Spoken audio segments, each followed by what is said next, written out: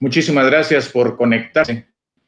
En nombre de la Universidad de San Carlos de Guatemala, de la Dirección General de Docencia, de la Comisión Bicentenario de la Independencia de Centroamérica, de la USAC y de los programas interdisciplinarios de estudios del Instituto de Investigaciones de la Escuela de Historia de la USAC, sean bienvenidos todos a este conversatorio que forma parte de la secuencia de actividades de la Comisión Bicentenario en la conmemoración crítica del hecho histórico de la independencia. Desde el mes de julio estamos analizando críticamente, analíticamente, académicamente, el hecho histórico de la independencia desde diferentes perspectivas. El día de hoy vamos a abordar esta problemática con el maestro Mauricio Chaulón, quien nos va a estar hablando de la construcción de imaginarios patrios, de la hegemonía a través de los imaginarios patrióticos y de cómo el hecho histórico de la independencia marca un antes y un después en la construcción de la nación guatemalteca y de sus imaginarios cívico-militares. El maestro Chaulón es licenciado en Historia y maestro en Antropología Social por la Escuela de Historia de la USAC. Tiene el pensum cerrado del programa de doctorado en Ciencias Sociales de la USAC. Es investigador titular del Instituto de Investigaciones Históricas, Antropológicas y Arqueológicas de la Escuela de Historia. Es profesor de los cursos Temas Antropológicos Fundamentales, Teoría de la Historia, Seminarios sobre el siglo XX, Actualidad Mundial en la Escuela de Historia. Es docente de la Universidad Rafael Andívar en la Facultad de Ciencias Políticas y Sociales, en donde ha impartido los cursos de Estudio Regional de África y Medio Oriente, Investigación de Tesis, Historia Mundial e Investigación Sociopolítica. En la Escuela de Historia de la USAC coordina la parte histórica del programa Crítica de la Modernidad Capitalista, perteneciente a los programas transdisciplinares de estudios en el Instituto de Investigaciones. En ese campo, desde el 2013, trabaja la investigación Genealogía del Anticomunismo en Guatemala. También es uno de los coordinadores de los cuadernos temáticos de la realidad latina, ambos pertenecientes al IHAA, cofundador del Seminario Permanente de Pensamiento Crítico como programa formativo para estudiantes y docentes en ciencias sociales. Tiene una columna de opinión en el medio digital Gata y ha publicado diversos artículos y ensayos en el campo de la historia y la antropología social. En esta oportunidad también se nos van a estar uniendo el doctor Rafael Castillo, que fue el encargado del conversatorio del lunes pasado, y el maestro Jaime Chicas, todos ellos miembros activos de los programas transdisciplinares del Instituto de Investigaciones de la Escuela de Historia. Así que, habiendo dicho esto, yo le doy a dar la palabra a Mauricio Chaulón para que se refiera a este asunto tan complejo de la conformación de los imaginarios patrióticos a partir de las independencias, de la acción de las naciones criollas en América Latina y cómo a través de eso se construye una hegemonía de clase y una hegemonía incluso de casta en los primeros dependencias. Y esa debería ser, bueno, ¿quiénes son los que nos explican a nosotros, los ciudadanos comunes y corrientes, qué es la patria? Lo cual implica hablar de cómo se formó el concepto de patria y en qué consiste su imaginario. Mauricio, por favor.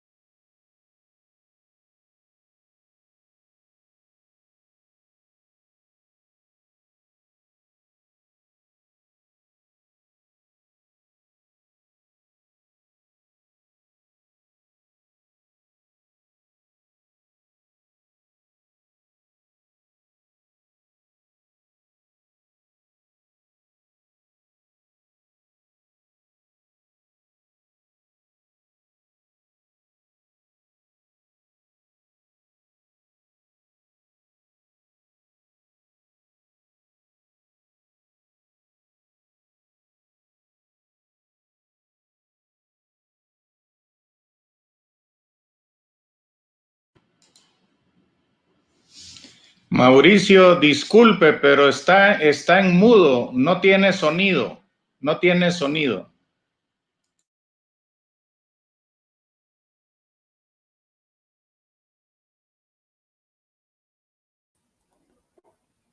Buenas tardes.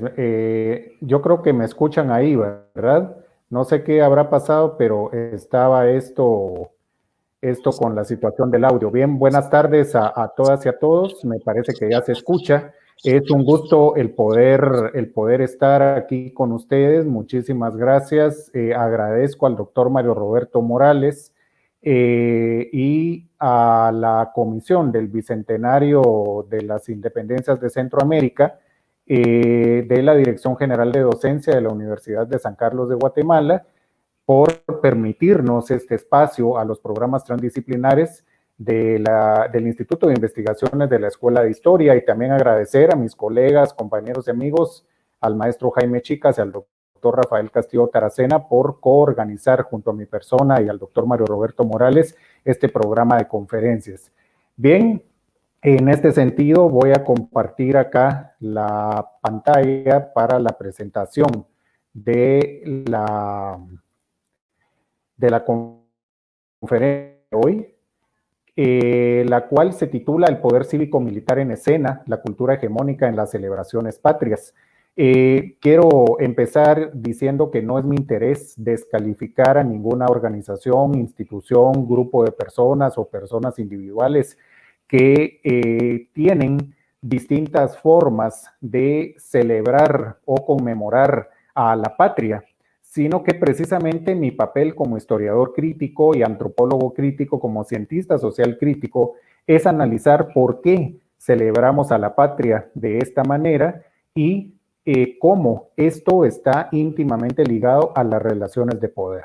Entonces, en ese sentido, mi interés, como decía, no es descalificar a nadie, sino al contrario, tratar de ver la independencia y la hegemonía en la construcción de una nación excluyente. En ese sentido, entonces, quisiera comenzar con esta primera pregunta. ¿Quiénes nos han enseñado y nos han dicho qué es la patria? Y entonces la patria debe de ser entendida desde las relaciones de poder y desde la estructura social histórica. Es decir, la patria es un concepto que se define desde la idea de pertenencia y protección y por lo tanto predomina su forma idealista. Incluso patria viene de patris, viene de padre, ¿no? Es decir, ese padre que protege e incluso desde una visión de protección que ya genera relaciones de poder. Sin embargo, la realidad social e histórica nos hace verla, analizarla y definirla desde las relaciones de poder y la estructura social. Así, la patria entonces se constituye en un campo de la lucha de clases, tanto como concepto como siendo un espacio concreto, digamos, ¿no? Es decir, la patria entra en disputa de la lucha de clases y de las luchas por el mundo. Por lo tanto, la patria no es un concepto ideal. Es decir, nos han trasladado el concepto de patria como algo ideal, pero en la realidad no es un concepto ideal. O sea, nosotros nos estamos disputando la patria en la lucha de clases. Y desde ahí quiero comenzar a problematizar. Y por eso esta pregunta, ¿no? ¿Quiénes y cómo nos enseñan a conmemorar y celebrar a la patria? Por eso vemos en estas dos imágenes, ¿no? Que la escuela forma una estructura fundamental en cómo nos han enseñado a conmemorar y a celebrar a la patria, ¿no? Entonces, como bien lo señaló Luis Althusser en 1968 o Althusser, la escuela es esa institución que le da estructura a ideas y conceptos, y desde esa estructura la educación se convierte en un mecanismo de poder, al mismo tiempo que se convierte en un dispositivo para ser activado cuando el sistema dominante lo necesita. Recordemos que la escuela, la religión, por ejemplo, la casa, la familia, se convierten en estructuras de poder. Y a partir de ahí se convierten en estructuras de construcción de símbolos, de construcción de representaciones y de construcción de identidades. Y por eso, pues vamos a ver que la escuela ha formado parte de los espacios más importantes para poder conmemorar y celebrar la patria, pero desde la visión del poder definitivamente. En ese sentido, yo propongo que a través del acto ritual cívico que sustituye en un momento determinado de la historia al rito religioso, o que en algunos momentos se combina con este, porque como vamos a ver más adelante, hay muchos rituales cívicos que se van a combinar con los rituales religiosos y van a construir una especie de sincretismo secular, ¿verdad? Por medio de los cuales se asegura la concreción de un símbolo, el cual se convierte en sagrado. Es decir, ya no solo va a ser sagrado el símbolo religioso, sino que se va a sacralizar el símbolo cívico. Entonces, esa sacralización de la simbología patria se va a hacer de la misma manera que en la religión dominante, por ejemplo, ¿no? Por eso la patria es una disputa también en el campo de dos grandes poderes, en el campo de la burguesía con su liberalismo y en el campo de la iglesia. Porque, por ejemplo, en el caso de la historia de Guatemala, vamos a ver que la iglesia jugó un papel muy importante para significar un tipo de patria, ¿verdad? Tanto en la época colonial como en la época posterior a la independencia, en los primeros años, ¿no? Incluso la denominada dictadura conservadora va a tener una influencia de la iglesia muy importante, y van a haber intelectuales orgánicos desde la iglesia o desde el pensamiento conservador, religioso, cristiano, católico, que le van a dar forma a la patria, por ejemplo, ¿no? Entonces ya no van a ser solo las celebraciones del santoral, sino que ahora vamos a tener las celebraciones de los símbolos patrios, ¿no? Es decir, digamos, basándonos acá en la agenda cívica del Ministerio de Educación, tenemos toda una serie de fechas en donde se celebra o se conmemora esos símbolos cívicos que tienen un nivel de sacralización. Es decir, por ejemplo, si nosotros decimos el quetzal es un ave fea, o el quetzal, digamos, a mí no me interesa como un símbolo, estaríamos cometiendo un acto en contra de esa sacralización. Estaríamos cometiendo una especie de herejía desde el punto de vista secular. ¿Por qué? Porque el quetzal, por ejemplo, como bien lo ha escrito el doctor Fernando Urquizú, docente e investigador de la Escuela de Historia, experto desde la historia del arte en la simbología, por ejemplo, el quetzal vino a sustituir al Espíritu Santo, por ejemplo, ¿no? Pero no solamente el quetzal, vamos a ver que todas las aves símbolos, digamos, de los estados-nación van a sustituir a los símbolos religiosos. En ese sentido, entonces, los conservadores y los liberales combinaron en Guatemala y en varios de los nacientes estados-nación de América Latina la ideología religiosa con los símbolos liberales y de la Ilustración. Entonces, en el caso de Guatemala, en el periodo del segundo liberalismo, a partir de la reforma liberal de 1871, se inicia la secularización de los símbolos religiosos. Así como lo vemos en esta figura, en esta ilustración que representa a la Primera República Española de 1873, vemos esta figura de un ángel, ¿verdad? Es decir, se retoman estas figuras religiosas combinadas con un sentido de secularización, con un sentido de la ilustración, con todo el sentido que también tomaron, por ejemplo, los ilustrados, las revoluciones burguesas desde el neoclasicismo, estableciendo, digamos, también desde el denominado Renacimiento, esa toma de la nueva estética que la había capturado el cristianismo, ¿no?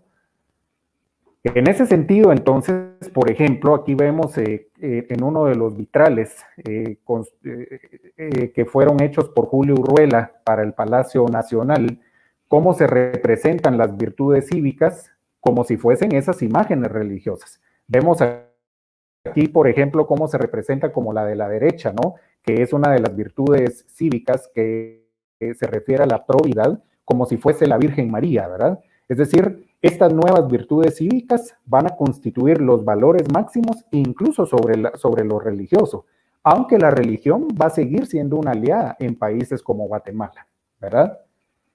Entonces era lo que les decía hace unos momentos, ¿no? Por ejemplo, cómo el quetzal se convierte en símbolo patrio mientras el Espíritu Santo sigue teniendo su lugar simbólico, pero en la iglesia. Pero ahora también ya hay un ave secular que se vuelve sagrada, no desde lo religioso, sino desde lo cívico, ¿no?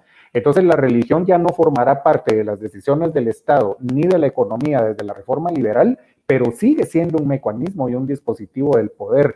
Asimismo, por ejemplo, como la patria se representa, se construye como un nuevo nacimiento, a partir obviamente de la ideología liberal. Entonces, por ejemplo, a la Iglesia Católica, después de la Reforma Liberal y después del avance, digamos, avasallador de esa modernidad capitalista desde la Revolución Industrial, no le quedó otra que subirse a ese barco de la modernidad. Y Guatemala no va a ser la excepción.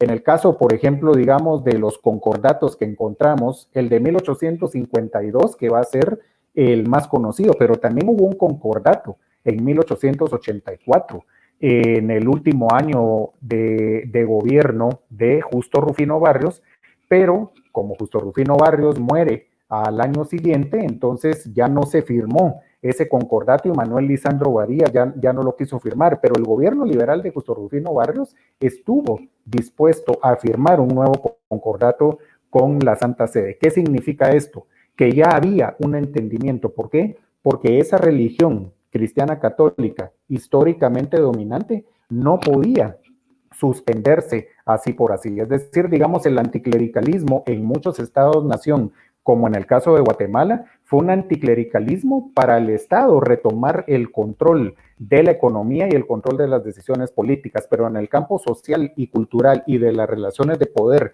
y de esa nueva relación de las familias dominantes en Guatemala, la Iglesia seguía jugando un papel importante y los liberales lo sabían. Entonces, por ejemplo, la encíclica Rerum Novarum del Papa León XIII, publicada en 1891, fue una muestra de que la Iglesia estaba dispuesta a subirse a ese carro de la modernidad capitalista porque no tenía otra salida.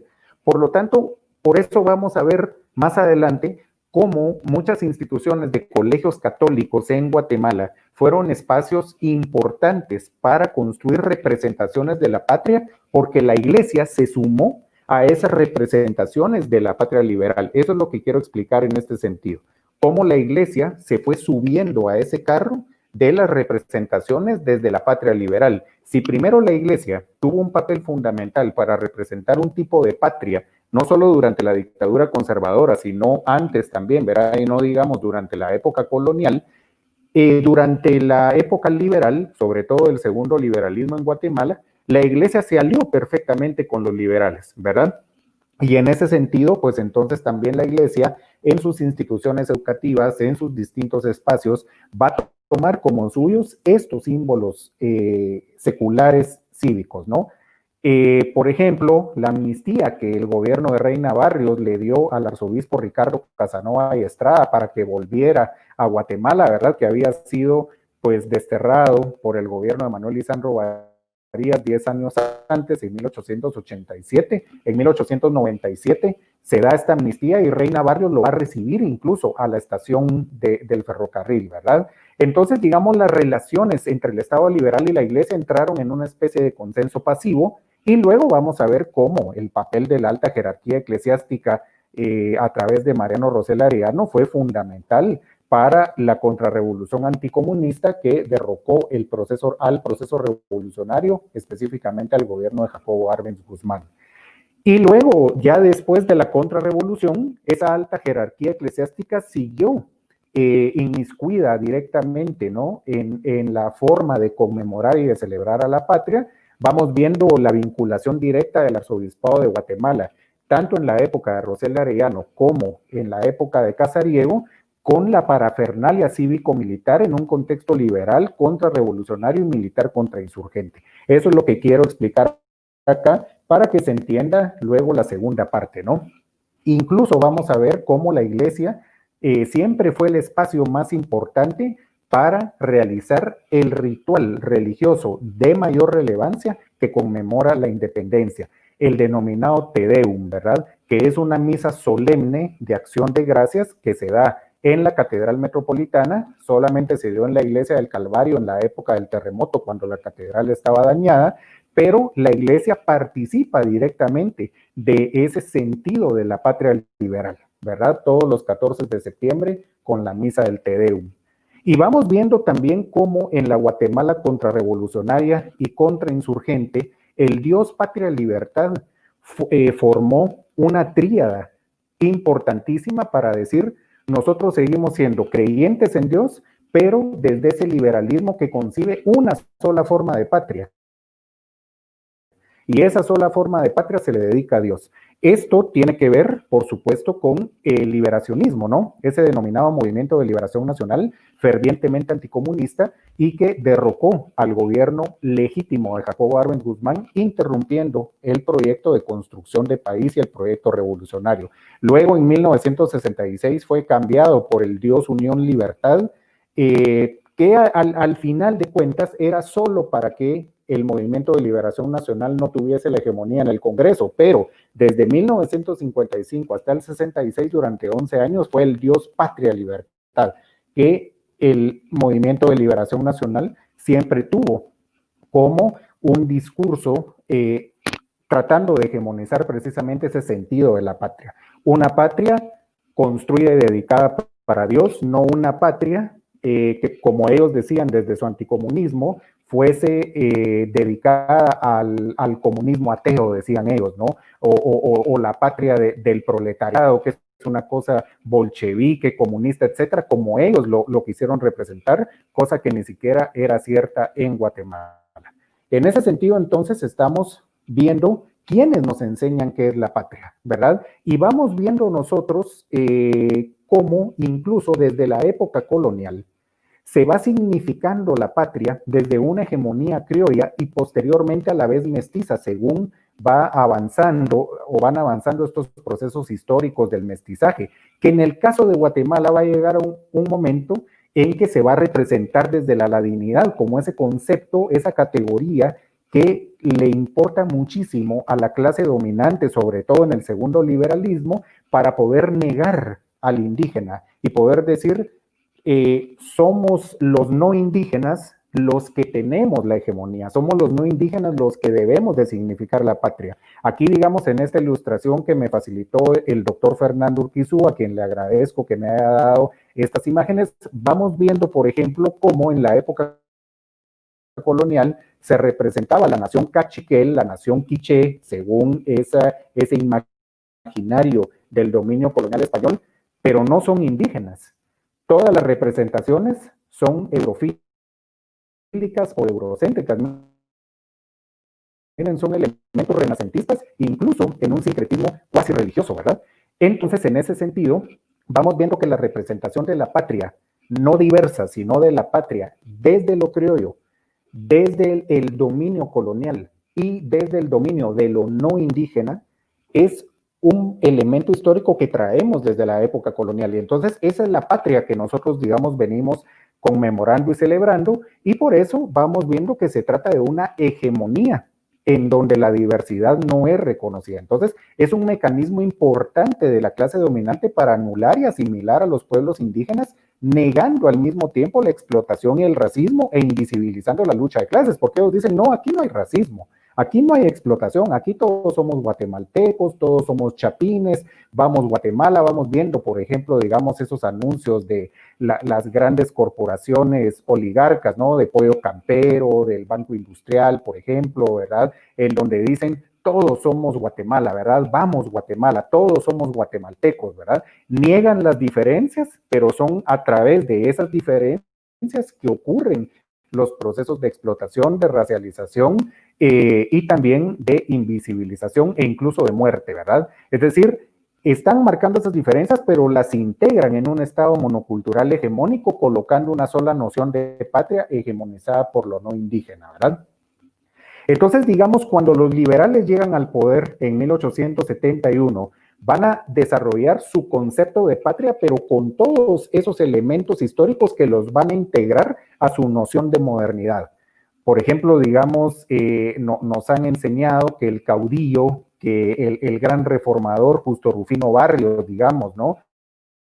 Murió en la batalla de Chalchuapa, y aquí lo vemos en esta pintura con la bandera de Guatemala encima, ¿verdad? Definitivamente Barrios pues no murió con esa bandera de Guatemala encima, pero es representado, ¿verdad? Como ese gran caudillo, como ese gran héroe, como ese gran personaje. Y toda la Avenida de la Reforma, por ejemplo, es un gran discurso liberal, ¿verdad? Recordemos que había incluso pues bustos de Justo Rufino Barrios en casi todas las cabeceras departamentales y municipales, porque a él se le significa, digamos, como ese gran caudillo. Entonces, toda esa construcción de quién es la patria tiene un interés de clase. Eso es lo que quiero ejemplificar con esto, ¿no? Que tiene un interés de clase. Por eso justo Rufino Barrios están los billetes de 5 quetzales, porque son los de mayor circulación, y Miguel García Granados, ¿verdad? Quien es el que encabeza el conjunto de grandes personajes en la Avenida de la Reforma, ¿verdad? De norte a sur, aparece también en los billetes de 10 quetzales, los de segunda mayor circulación, ¿verdad? Entonces, aquí viene otra pregunta. ¿Cómo nos enseñaron a conmemorar y a celebrar la patria? Es decir, aquí ya entramos a los mecanismos, ¿verdad? Bueno, para eso tenemos que enfocarnos en la importancia de la reforma liberal de 1871, en donde, según los mismos liberales, se va a empezar a construir esa patria moderna, pero con los fundamentos históricos anteriores también. No es que los nieguen del todo, no es que haya habido un divorcio con el conservadurismo, eso no es cierto, ¿verdad? Porque los liberales se representaron como los modernizadores del país y quienes le dieron forma a la nación, pero el gran capital lo seguían teniendo los criollos. Entonces, ¿qué fue lo que hicieron? Redes familiares para formar una clase dominante de tipo oligarca, ¿verdad? Entonces, ellos van a desarrollar su concepto de patria de acuerdo al contexto de avance del capitalismo, pero con las bases de relaciones de producción en condiciones de servidumbre. O sea, todo el discurso es un discurso de modernidad, pero la producción sigue siendo bajo relaciones de servidumbre, ¿verdad? E incluso con mayor explotación sobre los pueblos indígenas y sobre los pueblos mestizos empobrecidos, ¿verdad? Incluso, digamos, los ladinos de ranchería como uno de los grupos sociales más evidentes en esa explotación, en peores condiciones incluso que en la última parte de la época colonial y en la dictadura conservadora. Entonces, esa alianza de clase dominante entre los capitales emergentes y los criollos generó una oligarquía que le dio sentido a la patria. Entonces, el Estado construyó sus espacios y mecanismos para celebrar esa patria conmemorada desde el significado de héroes y grandes personajes de la historia hegemónica. Y por eso va a haber una institución que se va a convertir en primordial para este proceso, el ejército. El ejército. El ejército aquí se constituye en una institución fundamental para entender este proceso. ¿Y por qué se convierte en prioridad del Estado liberal? Por el control monopólico de las armas y de la violencia, ¿verdad? Recuerden de que el Estado debe tratar de mantener el control sobre la violencia porque es el único que legalmente tiene el derecho de aplicar, según sus concepciones, no lo estoy diciendo yo, sino que según las concepciones, digamos, del Estado, la violencia y por lo tanto es el único para autorizar el uso de las armas. Entonces, desde esas concepciones de la modernidad, los ejércitos deben de profesionalizarse. Y en sí, el ejército en Guatemala se empieza a profesionalizar con los liberales. Por eso es que fundan la escuela politécnica, ¿verdad? Y entonces lo van a convertir en una institución, en un símbolo de los máximos valores cívicos y del avance de la modernidad. En ese sentido, entonces, el ejército se va a constituir en esa institución donde la hegemonía militar va a representar al mismo tiempo la hegemonía cívica. Es decir, los liberales van a tratar de configurar un ejército moderno e ilustrado como símbolo de un Estado avanzado, y la educación en general en Guatemala se reorganizó en esas ideas ilustradas, positivistas y de la modernidad, otorgándosele al ejército la hegemonía sobre la educación física, la educación cívica, la moral ciudadana y la urbanidad, ¿verdad? Entonces, cada una de las dictaduras liberales va a construir sus propios procesos para representarse desde sus personajes principales como caudillos, como portadores de la patria, y va a configurar relaciones muy fuertes con el ejército. Por ejemplo, Miguel García Granados y Justo Rufino Barrios lo hicieron. A ellos en la Escuela Politécnica, pues todavía se les representa como sus fundadores, ¿verdad? El 1 de septiembre de 1873. Por ejemplo, Manuel Lisandro Varías tuvo sus propias relaciones con el ejército. Manuel Estrada Cabrera incluso suspende la Escuela Politécnica por haberse gestado ahí un atentado en su contra y va a refundarla como la Academia Militar Manuel Estrada Cabrera. Incluso Estrada Cabrera le va a tratar de imprimir todavía su hegemonía al ejército, ¿no? Y posteriormente, incluso Carlos Herrera Luna, el presidente después del derrocamiento de Manuel Estrada Cabrera, solo estuvo muy poco tiempo porque fue el mismo ejército el que le da golpe de Estado. Por eso, en la década de los 20, del siglo XX, con José María Orellana y Lázaro Chacón, vamos a ver nosotros gobiernos donde el ejército se constituye en la institución central del Estado. Y luego viene la dictadura ubiquista, Jorge Ubico también estableciendo su propio papel de hegemónico, digamos, hacia el ejército. Entonces el ejército se va a constituir como un servicio de modelo, ¿verdad? Al servicio de la patria. Y va a estar al servicio del modo de producción oligarca finquero, ¿verdad? Incluso en la escuela politécnica se va a estudiar para ser ingenieros civiles, ¿verdad? Y para ser agrimensores. Es decir, toda la estructura finquera del Estado se está configurando para que sea desde el ejército que se controle, ¿verdad? Por lo tanto, se va a convertir en una institución hegemónica para significar el sentido de la patria, porque va a ser la escuela politécnica y los cuarteles militares y de las policías los que van a encabezar los actos cívicos, porque ¿qué institución va a tener mayor disciplina que el ejército, verdad? Y como dice Michel Foucault, ese sentido de militarización asegura a través de la disciplina, ¿verdad?, que es posible desarrollar un proceso de conmemoración y de celebración de la patria precisamente de esa manera estructurada, ¿verdad? Es decir, la militarización asegura, y digamos como una forma de disciplina, ¿verdad?, que la patria va a estar protegida y por lo tanto esos, entre comillas, protectores de la patria son los que deben de salir adelante en las conmemoraciones cívicas.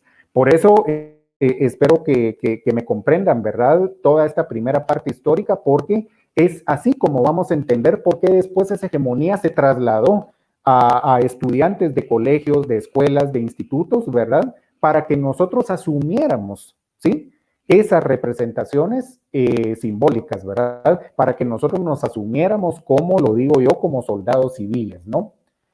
Entonces, por ejemplo, ¿cómo empezamos a ver celebraciones patrias masificadas ya dentro de esta hegemonía de la militarización, pero también desde la hegemonía caudillista? Es decir, que quisiera yo decir lo siguiente: hay una hegemonía militar, pero hay una hegemonía de caudillos. Entonces, cada una de las dictaduras liberales le va a ir imprimiendo su sentido, ¿verdad? Por eso vamos a ver algunas diferencias y otras que se van a mantener, ¿sí? Algunas puestas en escena, digamos, de estos actos cívico-militares que se van a mantener, pero otras van a tener sus particularidades, ¿verdad? Uno de estos casos, por ejemplo, es el de las Minervalias de Manuel Estrada Cabrera.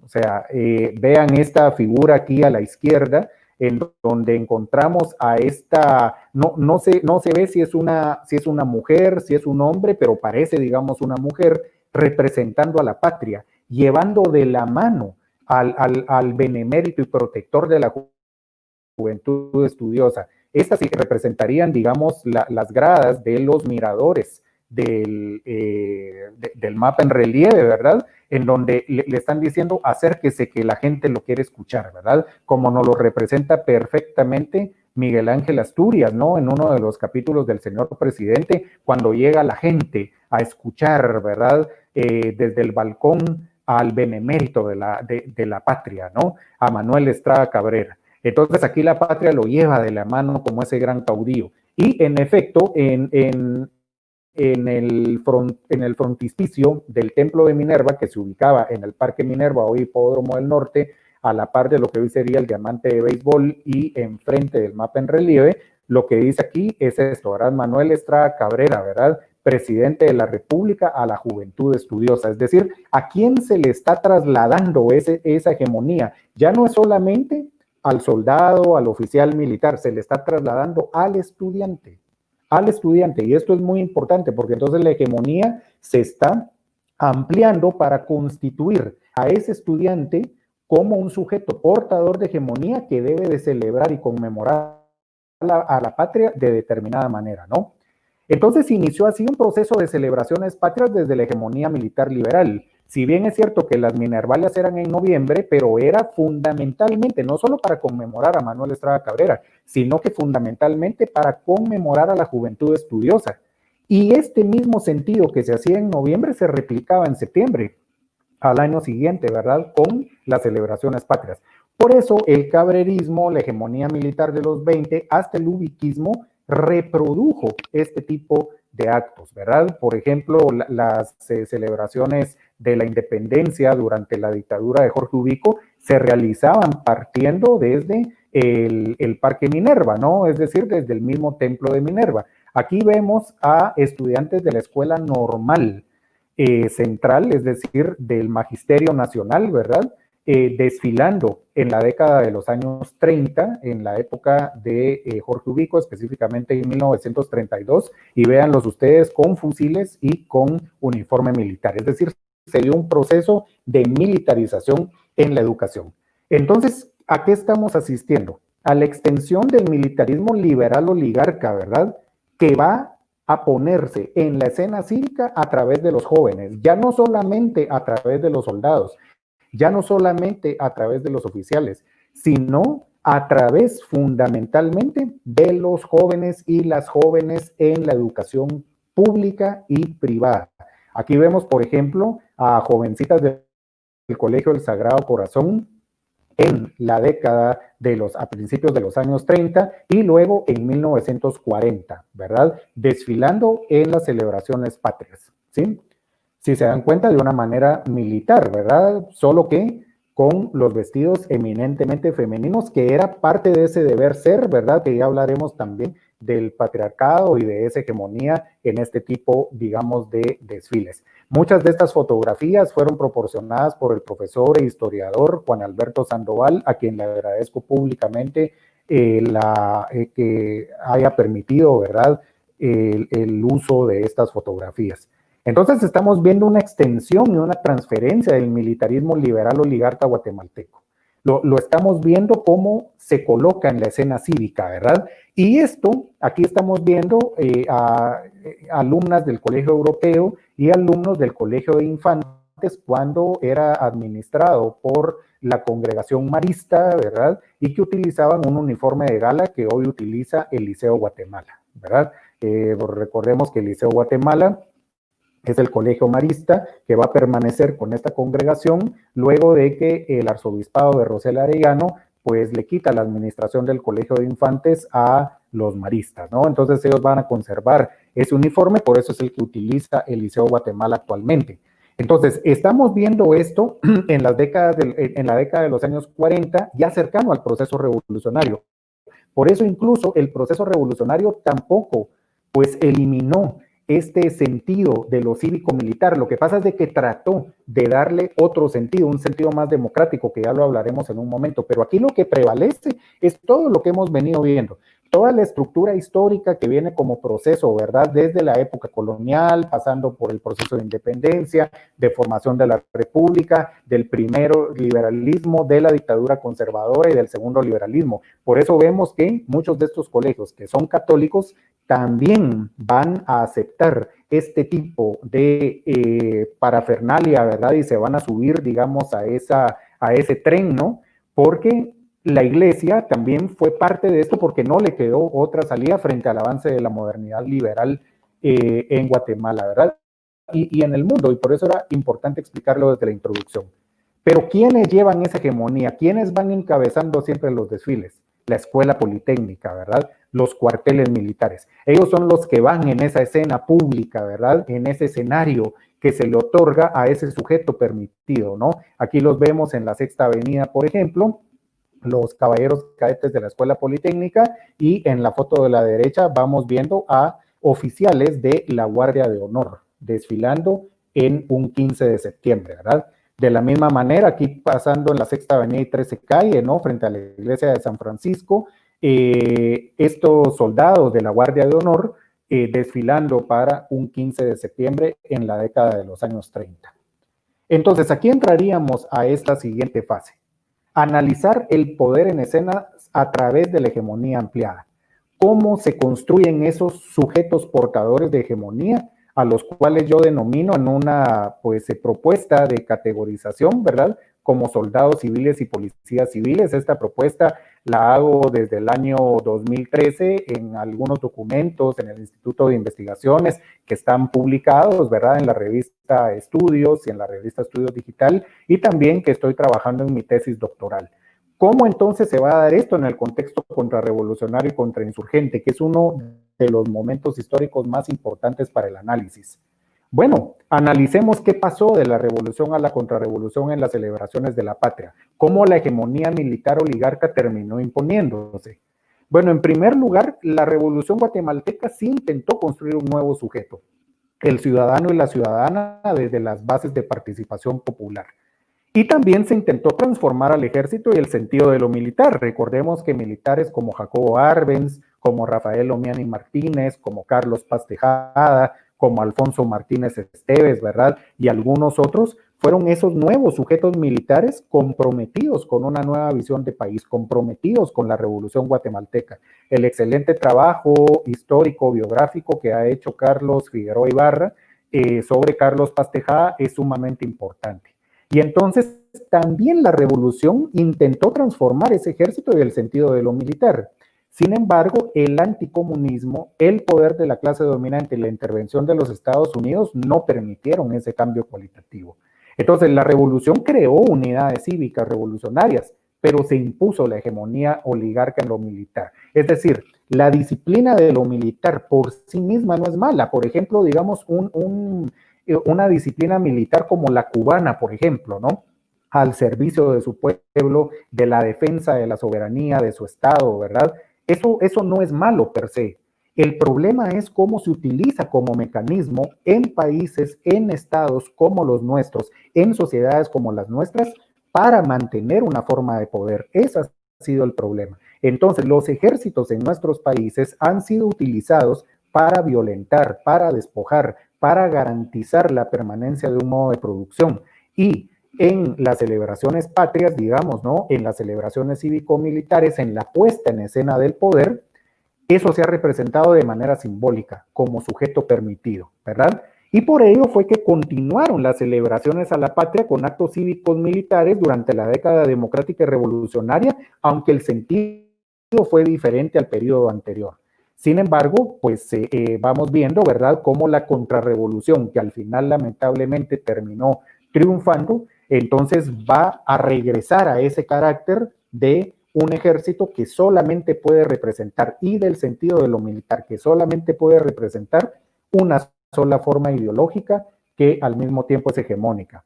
Veamos aquí un ejemplo de cómo en el periodo revolucionario en el Instituto Nacional Central para Varones, en esta fotografía que también compartió el profesor Juan Alberto Sandoval, se realizan actos cívicos. Quien va como abanderado es nada más y nada menos que el futuro ingeniero, arquitecto y artista Efraín Recinos, por ejemplo, ¿no? Pero son actos cívicos en donde estamos viendo el uso de la bandera, el uso de los símbolos, ¿verdad? Trajes, digamos, de calle, pues muy bien vestidos para la ocasión, ¿verdad? Y en ese sentido, entonces, ahí vamos viendo que el civismo y lo militar per se no es malo, insisto. Lo que es malo es cómo se utiliza y para quién se utiliza, ¿verdad? Que ese es el problema en países como Guatemala. Entonces, ya en el periodo contrarrevolucionario y en el periodo contrainsurgente, sobre todo, el escenario del espacio público se le va a otorgar a ese joven permitido. Se va a crear un joven permitido y un joven no permitido, desde el anticomunismo, desde la contrainsurgencia, para desaparecer al no permitido. Desaparecerlo de forma simbólica o desaparecerlo de forma directa, ¿verdad? Prohibiéndolo. Es el poder en escenas, dice Georges Balandier, ¿no? Aquí por eso vemos como, por ejemplo, una manifestación estudiantil universitaria, ¿verdad?, que ocupa el espacio público, como por ejemplo ocurrió para las jornadas de marzo y abril de 1962, fue total y absolutamente reprimida. Pero a los jóvenes que salían a manifestar el sentido de la patria hegemónica o el sentido de la patria permitida, a ese joven sí se le permitieron todos los espacios. Es el joven que sale con fusiles, es el joven que porta la bandera, es el joven que porta un uniforme militar que está representando a ese ejército que es el permitido, a ese ejército y a ese sentido militar que es el hegemónico, y el que entonces de manera simbólica representa, digamos, un homenaje a esos grandes personajes que van a llegar hasta Justo Rufino Barrios e incluso un poco más atrás. Por eso es que nos mandaban a poner, por ejemplo, periódicos murales en donde tenían que estar el Quetzal, los próceres, Justo Rufino Barrios, Miguel García Granados, ¿verdad? E incluso tal vez alguno de los dictadores liberales, ¿no? Entonces, estamos nosotros asistiendo a un momento que es un momento muy complejo donde encontramos una lucha simbólica. Ese sujeto patriota permitido versus el apátrida. Porque el poder va a decir, aquel que sale a protestar, ese no quiere a su país, ese no quiere nada, ¿verdad? Es una apátrida, niega, digamos, al país, niega la guatemalidad. Este no es un chapín, el chapín es el que trabaja sin quejarse, ¿verdad? El chapín es el que va a votar cada 4 años sin criticar, ¿verdad? El chapín es el que va a la iglesia, el chapín es el que sale todos los 14 y 15 de septiembre a decir viva Guatemala, ¿no? Entonces, a ese sujeto patriota, sobre todo si es joven, porque digamos ya vimos la importancia de la escuela, ya vimos la importancia de esos espacios, ¿no? Y ya vimos la importancia de transferir la hegemonía al joven, ¿verdad? Al patriota, sobre todo a ese joven patriota, se le va a brindar toda la escena pública para honrar a la patria de la hegemonía, sobre todo en los desfiles de la independencia, ¿verdad? Entonces vamos a ver un espacio para ese sujeto permitido. ¿Y quién es el que, digamos, el que sigue encabezando este tipo de desfiles? Siempre la institución militar, ¿verdad? En este caso la Escuela Politécnica, el Instituto Adolfo Bejol, las escuelas de aviación, ¿verdad? Los soldados, después van a ser los caibiles desfilando, ¿no? Entonces, incluso aquí vemos dónde terminaba el desfile, en el Estadio Nacional, ¿verdad?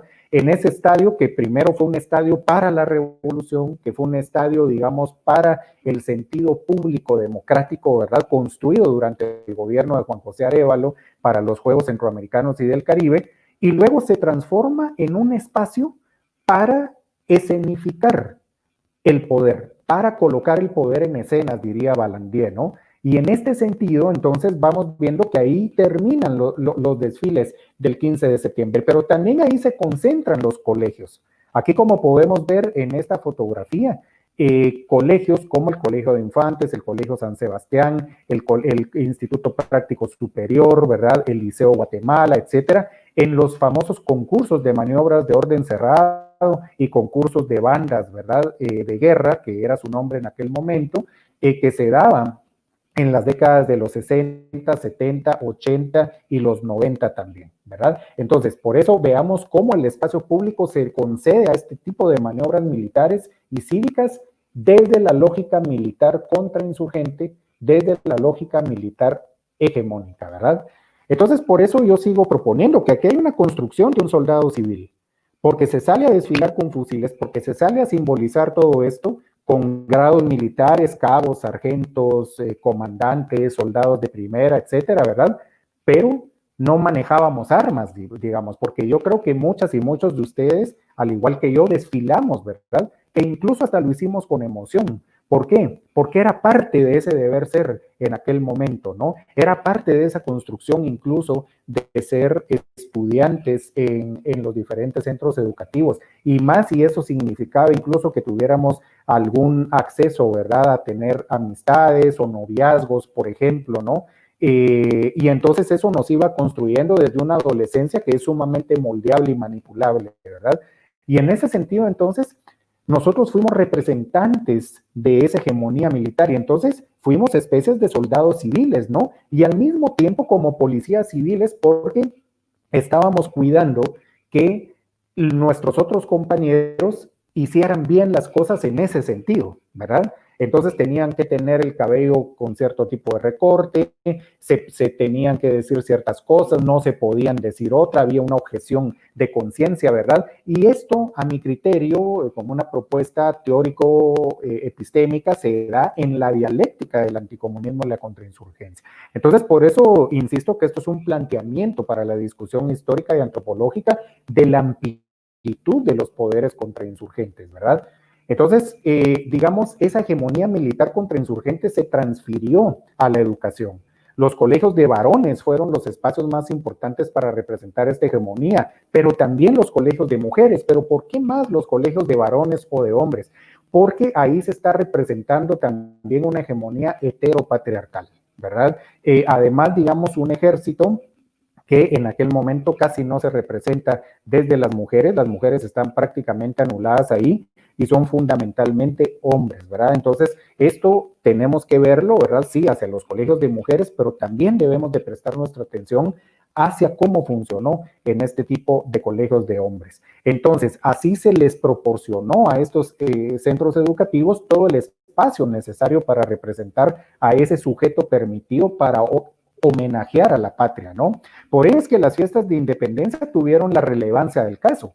Ahí participaba el Ministerio de Educación, la Dirección General de Educación Física, el Ministerio de la Defensa, el Ministerio de Gobernación, el Comité Permanente Pro Festejos de la Independencia Nacional, la prensa escrita, la radio, la televisión, por ejemplo, poniendo en primera plana los concursos de maniobras de orden cerrado de los colegios. Aquí vemos, por ejemplo, cómo alumnos del Colegio de Infantes con su rector, ¿verdad?, el sacerdote y licenciado Cristóbal Ramírez Monterroso, están recibiendo de manos, ¿verdad?, de el jefe del Estado Mayor en aquel momento, Fernando Romeo Lucas García, y el director de la Escuela Politécnica, ¿verdad?, el premio como el mejor colegio en los concursos de maniobras de orden cerrado que se celebraban en la década de los años 70, ¿no? Es decir, por eso esta foto es muy simbólica, porque aquí se nota la transferencia de hegemonía. Esto es lo que yo quiero estudiar, digamos, desde también un planteamiento gramsciano y un planteamiento desde Chantal Mouffe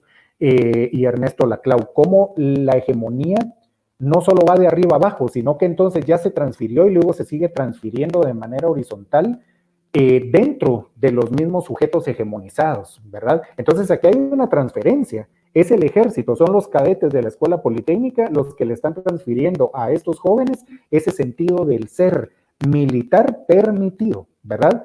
Porque está el ser militar insurgente, está, digamos, el militarismo guerrillero, el militarismo de las organizaciones revolucionarias, pero ese militarismo es no permitido. Se dan cuenta de la diferencia, ¿verdad? Entonces, definitivamente, el anticomunismo en la educación no podemos dejarlo de ver, aunque no se nos haya dicho, ustedes tienen que ser anticomunistas o el comunismo es malo, sino que solo a través de los símbolos fue suficiente para la operativización, incluso de los cuerpos, cómo se tenían que manejar los cuerpos, cómo los cuerpos tenían que desenvolverse en un desfile cívico-militar, ¿verdad? Que desde el punto de vista estético podía ser muy llamativo, pero al final hay un dominio de cómo celebrar a la patria. O sea, ¿por qué darles fusil?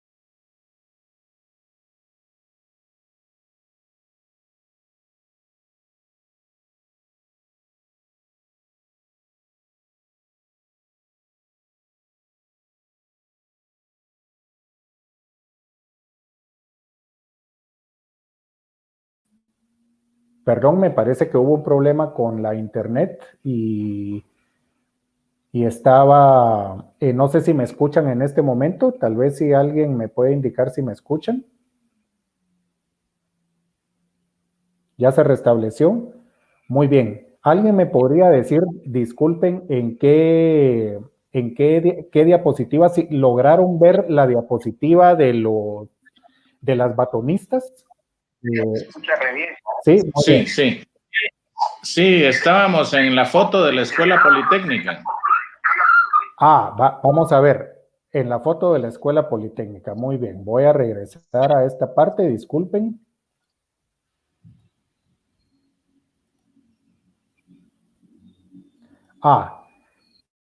Estábamos aquí, ¿verdad? Perfecto. Entonces, voy a trasladarme acá. Me parece que aquí ya no se vio. Ahí estábamos, sí se vio. Muy bien. Ah, perfecto, excelente. Entonces vamos a ver cómo funciona, digamos, esta construcción de hegemonía a nivel también de los institutos y de los colegios femeninos, ¿verdad? De los colegios de mujeres. Hablamos del biopoder, ¿verdad? De una manera estética, cómo se tienen que comportar y cómo se tienen que vestir estos cuerpos, digamos, de varones, ¿no? Pero en el de las mujeres es diferente, son cuerpos que muestran, ¿verdad? Son cuerpos que muestran las piernas, son cuerpos que muestran, por ejemplo, los hombros, de una manera de que la femineidad es lo que tiene que prevalecer, pero esa femineidad construida desde la sociedad patriarcal hegemónica, por supuesto. Entonces, en estas fotografías que también nos proporcionó el profesor Juan Alberto Sandoval, vemos cómo las batonistas, a la usanza de los institutos estadounidenses, ¿verdad? De las instituciones educativas de Estados Unidos, las denominadas porristas, ¿no? Utilizando trajes militares, pero femeninos, que solo, digamos, se les permite realizar diversos tipos, digamos, de acciones, ¿verdad? No van con la marcialidad, sino que la mujer representando otro tipo de ser, ¿verdad? No ese tipo marcial, pero sí un tipo militar que va a encantar al hombre, ¿verdad? Que va a proporcionar, digamos, esa idea de la estética femenina permitida, ¿sí? Vean ustedes cómo, digamos, la hegemonía patriarcal, heteropatriarcal funciona también ahí, ¿no? Estas batonistas del Instituto Belén, ¿verdad? En la década de los años 60, y también el uso, por ejemplo, de las minifaldas en las integrantes de las bandas escolares femeninas. Y aquí vemos a estudiantes del Sagrado Corazón, pero lean lo que dice aquí arriba, ¿no? Homenaje a la patria, Coronel Carlos Arana Osorio, ¿verdad? La solución nacional. Es decir, esto es en el contexto electoral donde resultó electo al año siguiente Carlos Manuel Arana Osorio, en un contexto militar contrainsurgente, las estudiantes del Sagrado Corazón, ¿verdad? Bueno, pero ¿por qué esos establecimientos católicos, por qué esos establecimientos religiosos son tan importantes para esa construcción de la hegemonía? ¿Por qué también el espacio público de los institutos públicos? Bueno, porque hay un reconocimiento desde una institución totalizadora del poder como la Iglesia, de otra institución totalizadora del poder como lo es el ejército, y sobre todo en un contexto de contrainsurgencia regional, ¿verdad? Aquí vemos, por ejemplo, a Francis Spellman, el sexto arzobispo de Nueva York, quien bendijo las armas para Vietnam, ¿verdad?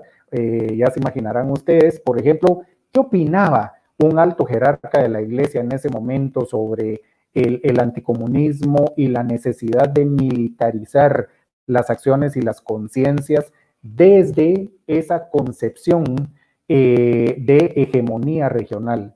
Bueno, la primera ley para todo estadounidense es echar fuera cualquier forma de comunismo y convertir el comunismo americano en convertir, perdón, el anticomunismo americano en americanismo, ¿verdad?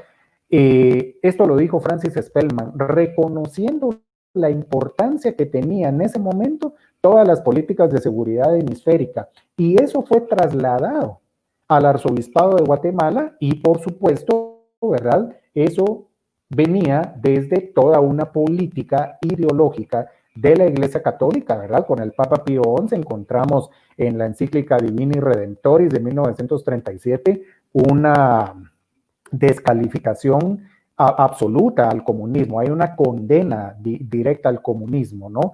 Y a todas las expresiones, digamos, de izquierdas, ¿verdad? También el anticomunismo de Pío XII, por ejemplo, que excomulgó a los comunistas en 1949, el anticomunismo agresivo de Mariano Rosell Arellano en Guatemala, el de Spellman, como vimos, ¿no? Y entonces los colegios católicos, principalmente los ligados al arzobispado, fueron los llamados a hegemonizar las celebraciones patrias, imponiendo un deber ser para que el joven permitido diera el paso a ese sujeto permitido en su desarrollo como ciudadano que el sistema estaba construyendo en plena profundización de la lucha de clases, ¿no? Entonces, en este sentido, veamos cómo, por ejemplo, hay uniformes, ¿verdad?, de estos colegios que fueron los representados como los más importantes para estos desfiles cívico-militares, ¿no? Que se constituyeron, se configuraron, se hicieron, ¿verdad?, a la usanza de los uniformes como el de West Point, ¿verdad? Aquí vemos a cadetes de la Academia Militar West Point, la más famosa y prestigiosa de los Estados Unidos, y es exactamente igual el uniforme de los alumnos del Colegio de Infantes, ¿no? Incluso el uso, ¿verdad?, de los colores rojo, blanco y azul como un homenaje a la bandera del Movimiento de Liberación Nacional, ¿verdad?, del MLN.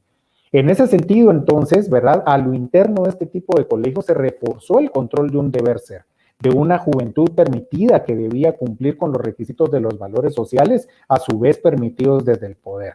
Entonces, todo lo que fuese distinto y se asociara hacia los movimientos populares revolucionarios era objeto y sujeto de castigo. Por eso la vigilancia en el cumplimiento de las normas establecidas, ¿verdad? Todo eso se hizo cotidiano, se fortaleció, se normalizó, incluso desde las aulas, pero sobre todo se fortaleció en el espacio público para conmemorar y celebrar a la patria. Por eso la eliminación del enemigo interno, el sujeto revolucionario, también se realizó por la vía simbólica. Y esto es muy importante porque entonces los desfiles de la patria, los discursos de la patria, la conmemoración de la patria va solo en una línea. La patria no puede ser criticada, la patria no puede ser mancillada y mucho menos voces disonantes de la patria, ¿verdad? Entonces vemos, por ejemplo, cómo así como el uniforme del Colegio de Infantes, pues es un émulo del de West Point de Estados Unidos. Aquí vemos una fotografía de marineros alemanes, ¿no?, del Tercer Reich, desfilando en Guatemala en 1936 por la visita de este contingente de la Marina de Guerra alemana durante la dictadura uniquista, ¿no? Entonces, si ustedes ven el uniforme, pues entonces ustedes podrán ver el uniforme del Colegio San Sebastián, el otro colegio católico importante en este sentido, que tenía que ver directamente con el arzobispo Mariano Rosell Arellano, ¿no? Lo mismo que el Colegio de Infantes, ¿verdad? Por lo tanto, nosotros sí podemos decir que el anticomunismo está ahí representado en esas formas de conmemorar y de celebrar a la patria en el periodo contrainsurgente, ¿verdad? Entonces, mientras el comunismo es representado como un antivalor, el anticomunismo es representado por el patriotismo y operado a través de él, ¿no? En este sentido. Entonces, para ir cerrando, ir concluyendo esta charla, ¿verdad?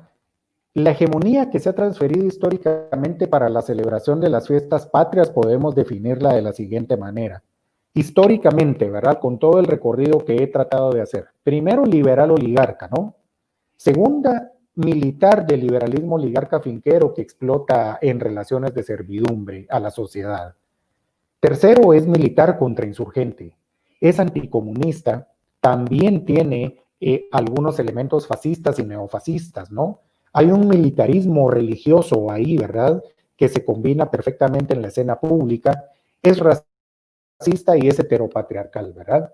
Porque así como estaban estos concursos de maniobras de orden cerrado, donde ese joven urbano, esa joven urbana, tienen todo el espacio público, pero para representar solo ese deber ser permitido, también hay una hegemonía que permanece y que se traslada a todos los rincones del país, ¿no?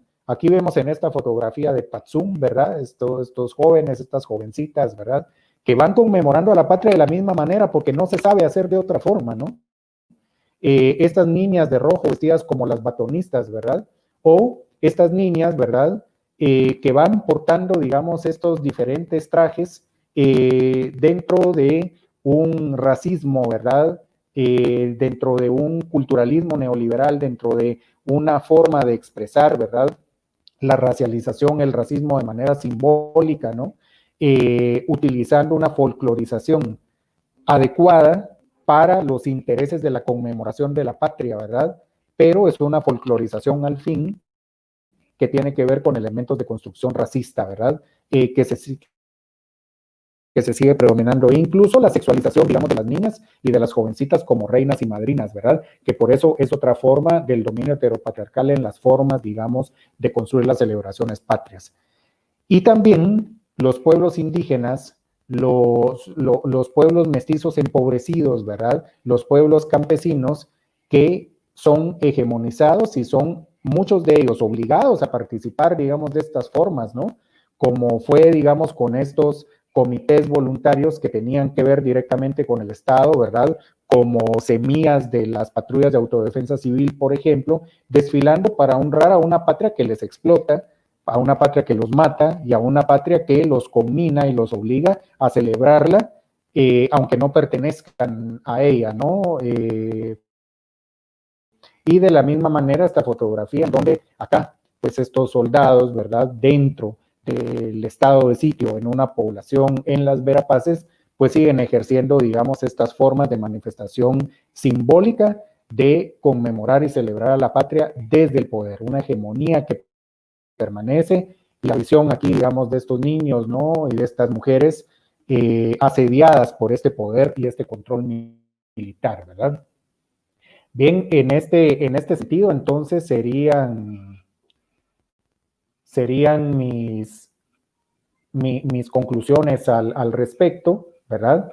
Y entonces, pues, muchísimas gracias por esta posibilidad que nos permiten, ¿verdad? Para estar aquí con ustedes, ¿no? Entonces, si hay también alguna intervención y algo, pues estoy a la orden, ¿verdad?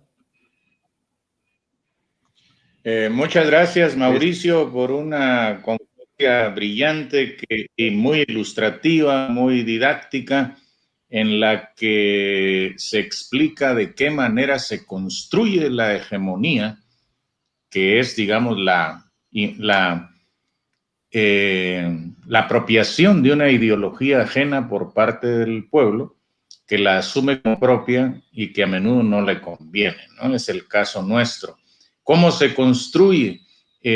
A través de la educación, a través de la escenificación de las relaciones de poder, del poder dominante, a través de la puesta en escena, a través de la coreografía, digamos, del poder.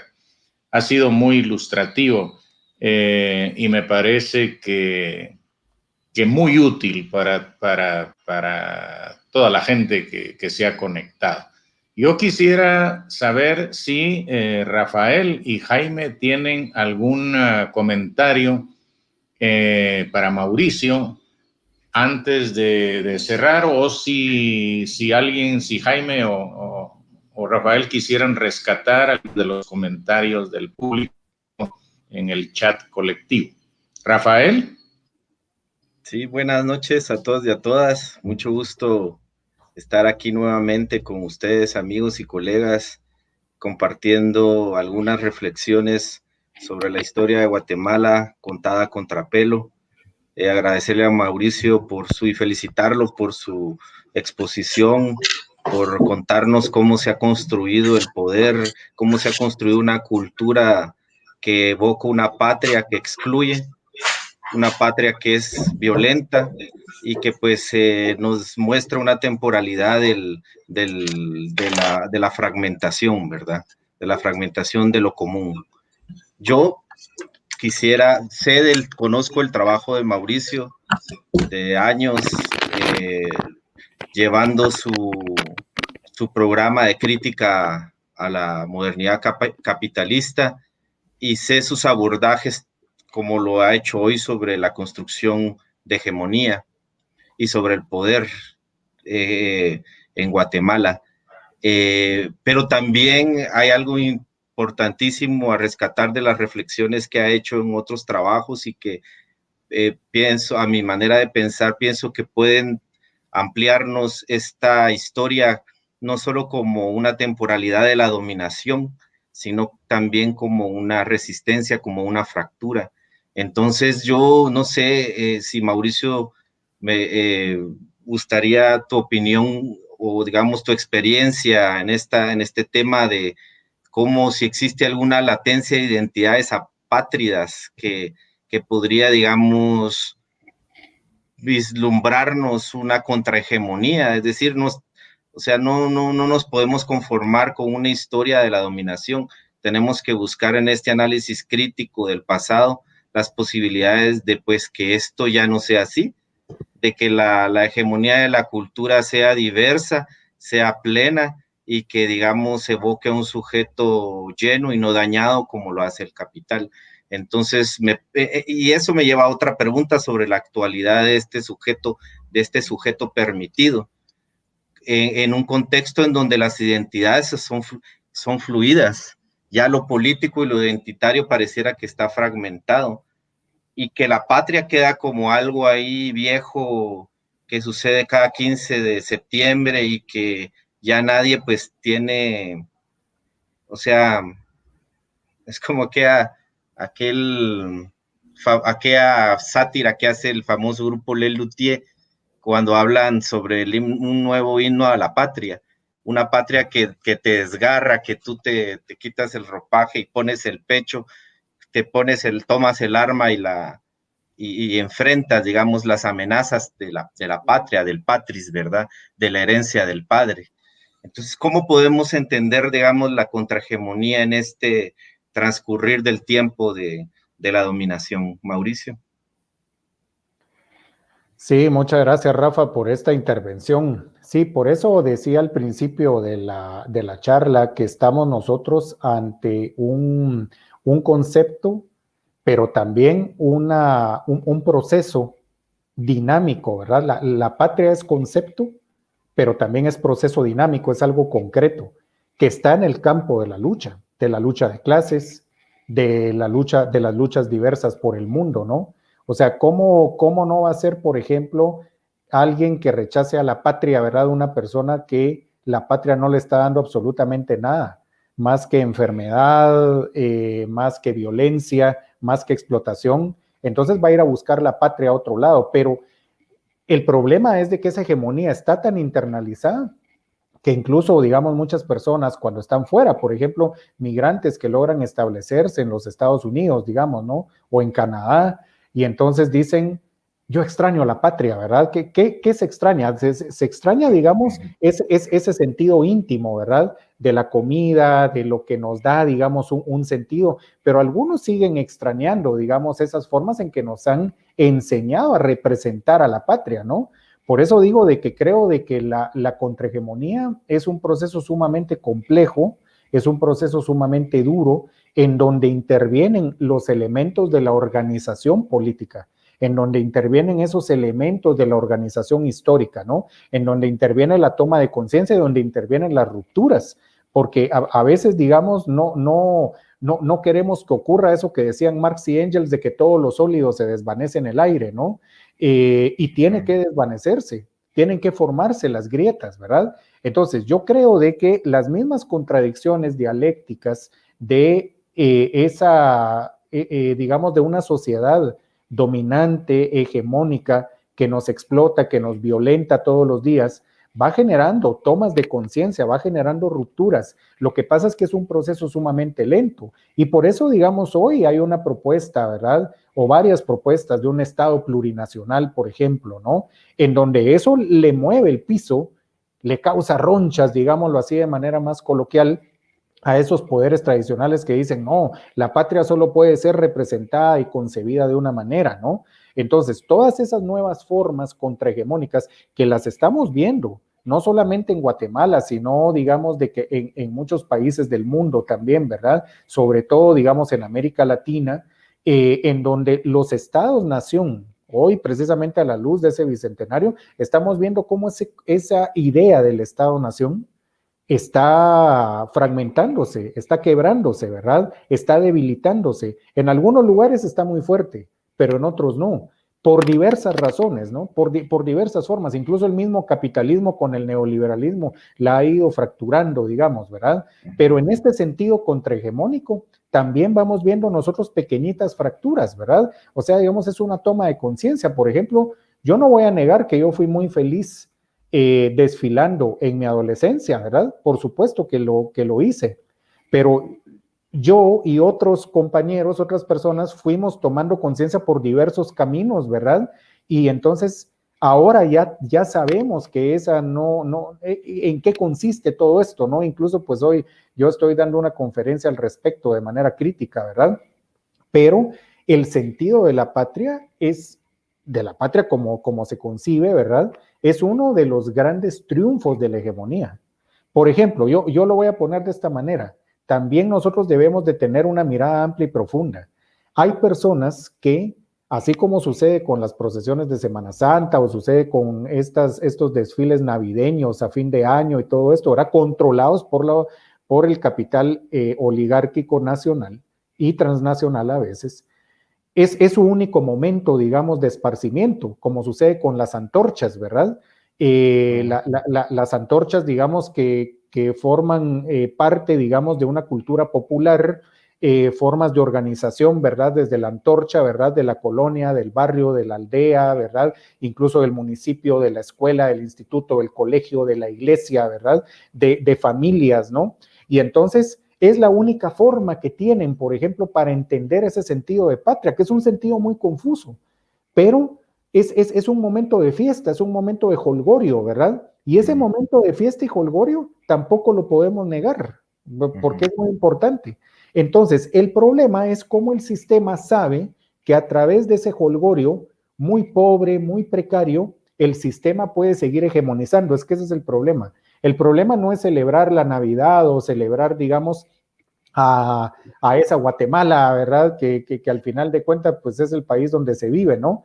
Sino que el problema es cómo el poder utiliza esto como un mecanismo y como un dispositivo de dominación y sigue hegemonizando a través de eso. Entonces, digamos, el proyecto revolucionario fue un proyecto en algunos momentos contrahegemónico, en algunos momentos que intentó transformar esto.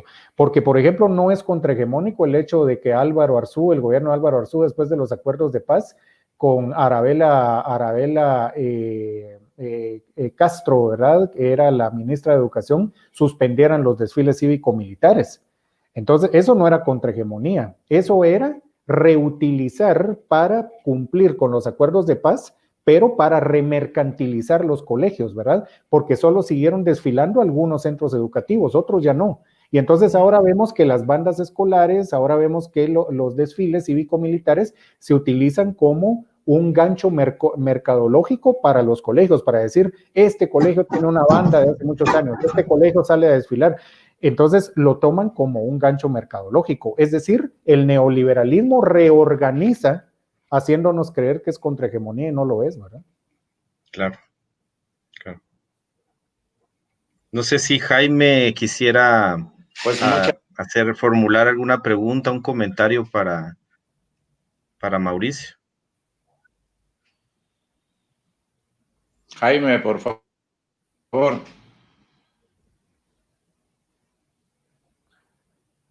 Yo creo que no escucha.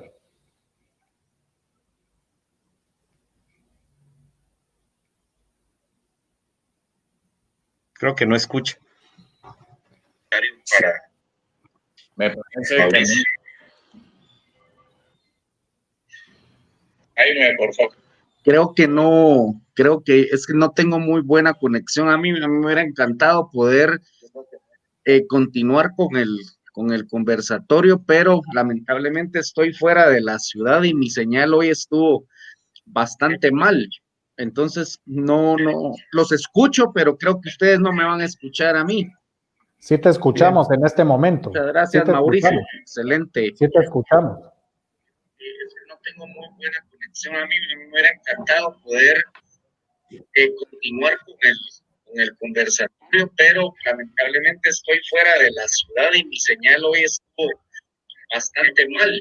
Entonces, no los escucho, pero creo que ustedes no me van a escuchar a mí. Excelente.